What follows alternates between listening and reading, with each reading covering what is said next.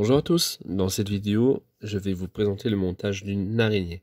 Donc c'est une mouche qui est accessible à tous les débutants et qui fera toujours ses preuves. Alors pour l'hameçon, donc c'est un hameçon on va dire standard, en taille, ici c'est un taille 14 pour les besoins de la vidéo, mais pour les mouches, les montages en araignée, vous pouvez partir donc de taille 12 jusqu'à taille 20, sans problème, pour faire de toutes petites mouches araignées. Alors pour les plumes que je vais utiliser, donc bien entendu ce sera de la plume de coq. Alors pour les cerques, alors soit vous utilisez du pardot ou soit des grandes plumes de coq de Limousin. Donc ici c'est une plume de Limousin, voilà, je vais faire les cercles avec, voilà, c'est la plus grande.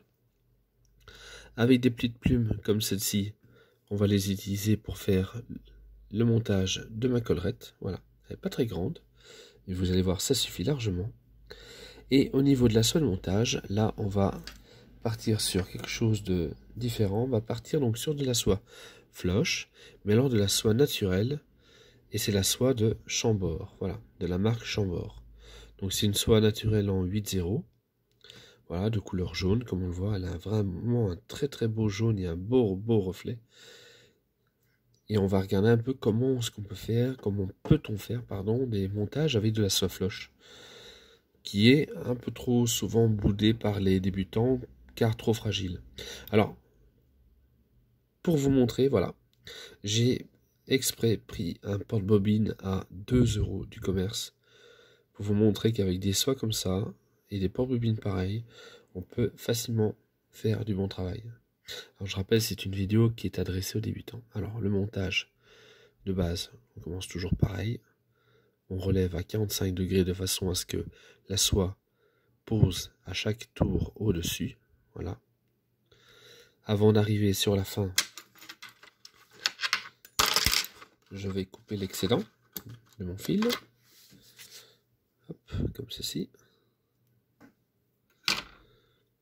Et venir me placer avant la courbure.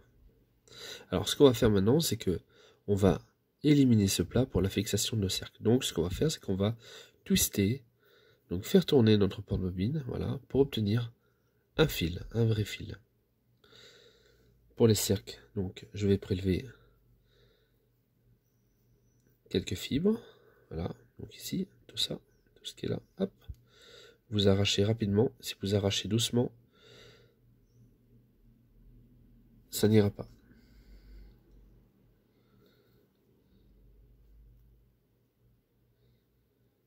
Voilà. Alors, je vais couper un petit peu parce que j'ai pris un petit peu de rachis au passage. Alors, vous disposez de façon à regarder la longueur des cercles. Donc, pour la longueur des cercles, voilà, c'est cette distance-là qu'il faut simplement donc vous passer d'un côté. Vous faites votre point de repère, voilà, entre mes doigts. Et c'est ce point de repère-là que vous venez placer de l'autre côté. Aussi simple. Alors veillez toujours à ce que les cercles soient positionnés au-dessus et pas sur le côté.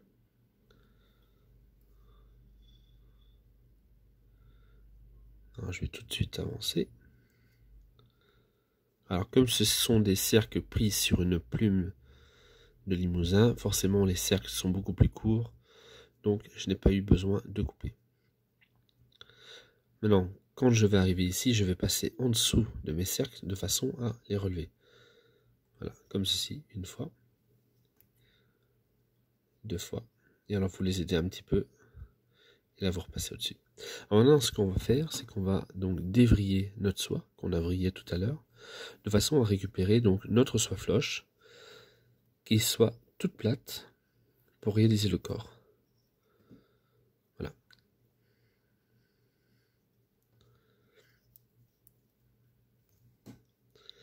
Et là, vous allez pouvoir réaliser un corps vraiment parfait, bien plat, bien propre, bien lisse. À éviter d'aller trop loin sur l'avant. On va simplement réaliser un corps conique ici. Voilà, ce ne sont pas des mouches qui sont très grosses de corps, ça ne sert à rien. Les montages d'une araignée, c'est pas très gros.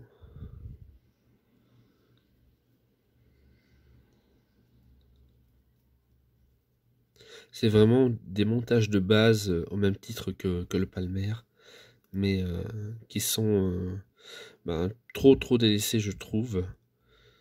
Et les truites, ne les boudent pas du tout, hein. Mais vraiment pas.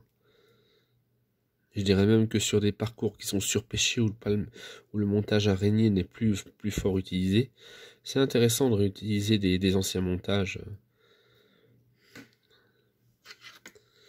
Nos poissons ont de la mémoire. Voilà, donc là j'ai réalisé donc une belle petite olive, hein, comme on voit bien. Un petit zoom dessus. Voilà, une belle petite olive. Alors, pour le placement de la plume, donc là je vais retwister, refaire vriller mon porte-bobine, voilà, de façon à avoir un seul fil. Pour la plume, donc ce qu'on va faire, c'est qu'on va couper donc la racine de la plume, donc la partie qui est blanche ici. Voilà. Alors comme c'est une petite plume, on va l'ouvrir et on va simplement couper donc sur le côté du rachis, sur plus ou moins 2-3 mm, de façon à récupérer toute cette petite partie-là qui vont permettre à emprisonner la seule montage à la fixation.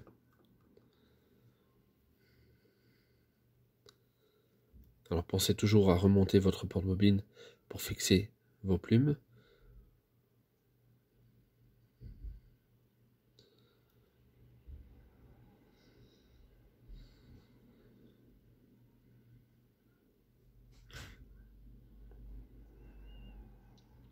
Voilà, et on va remonter un petit peu de plus ou moins 2 mm sur la tête.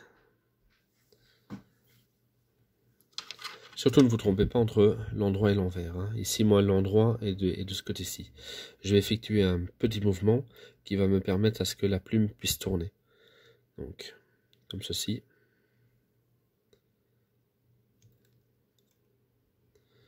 Et là, je me retrouve avec le côté brillant qui est de ce côté-ci. Donc, je suis bon. Alors, je vais simplement guider les premières.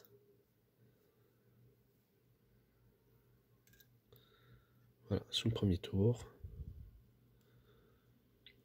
Alors, il faut vraiment passer donc les spires vraiment bord à bord de à chaque tour de votre rachis.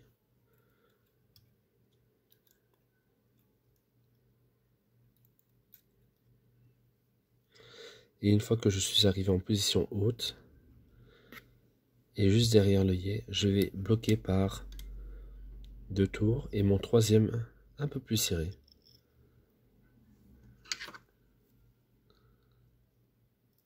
Alors c'est vraiment des plumes qui ont une qualité vraiment particulière parce qu'il en faut vraiment très peu pour la flottaison. Alors, ce que je vais faire maintenant, c'est que je vais donc refaire twister pour être sûr de garder ce plat, enfin ce fil. Et alors je vais peigner toute ma plume sur l'arrière de façon à laisser apparaître uniquement la tête. Voilà, et à récupérer toutes les fibres de ma plume.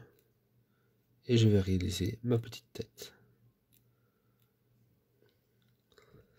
Je vais humecter légèrement le fil, la sole montage, parce qu'elle n'est pas aussi lisse qu'un fil normal qu'on pourrait utiliser comme sole montage. En procédant ainsi, on aplatit un peu les fibres disgracieuses et elles ne sont plus visibles au niveau de la tête. Alors je vous conseille aussi, quand vous avez donc des soies naturelles ou des soies floches, de limiter le nombre de tours avec votre tweed finish et d'être très léger au niveau du serrage. Voilà. Au niveau du serrage, c'est seulement maintenant que vous pouvez un petit peu plus assister à la fixation. Alors n'oublions pas que je vais mettre du vernis et de ce fait, le montage sera vraiment bien sécurisé. Alors pour le vernis, ça sera un petit vernis UV. Donc la particularité, c'est qu'en mettant du vernis sur de la soie floche, le montage va légèrement foncer, ce qui va vraiment distinguer notre tête de notre corps au niveau des couleurs.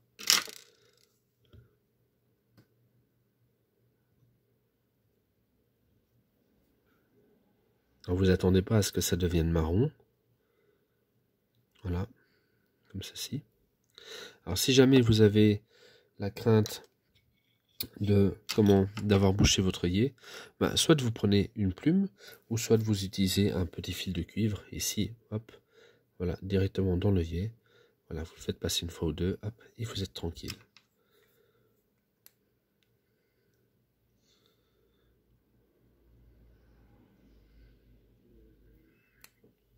Il me reste juste à repeigner ma plume pour remettre les fibres, la collerette, pardon, dans le bon sens. Voilà, comme je l'avais procédé à l'enroulement. Et le montage est terminé. Voilà comment réaliser une simple mouche montage araignée. Bon montage à tous.